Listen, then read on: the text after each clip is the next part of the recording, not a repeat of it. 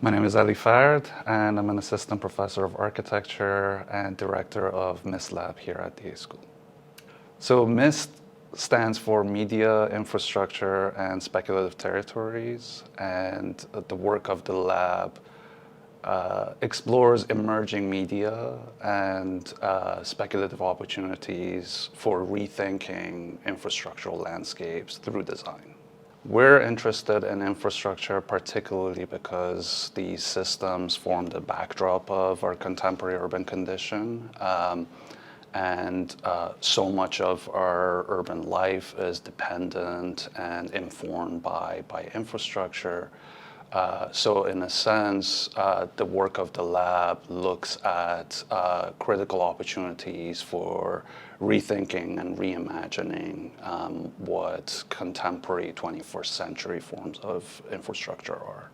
So one of the projects we're working on currently looks at the infrastructural landscape of Northern Virginia, which at first might not seem so obvious, but Northern Virginia hosts some of the most critical infrastructural landscapes in the world.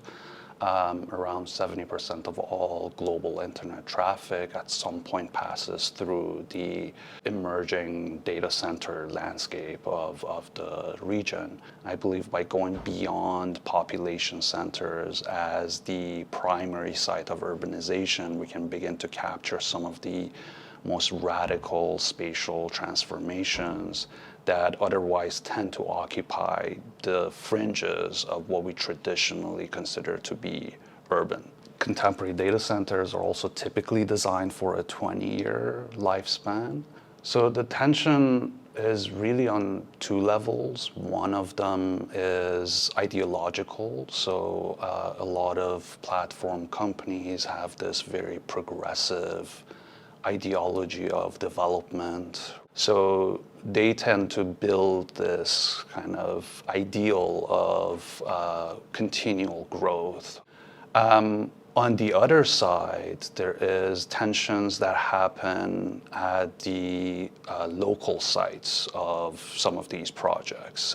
For example, in Northern Virginia, data centers are not really the best neighbors. They produce a lot of noise. They have adverse environmental impacts.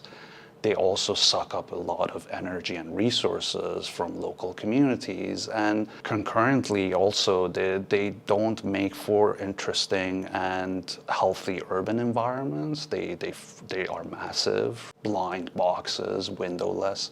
So they don't really make interesting architecture, right? And urbanistically, they fragment an already fragmented landscape, and they contribute to, breaking up of the ecological corridors that have always existed in the region. So spatially, as well as ideologically, these tensions are coming to a head, and that's really where our work is really interested in unearthing these tensions, but at the same time looking at potential opportunities that may come up at that intersection once you look at data infrastructure as this confluence of infrastructure, ideology, and space.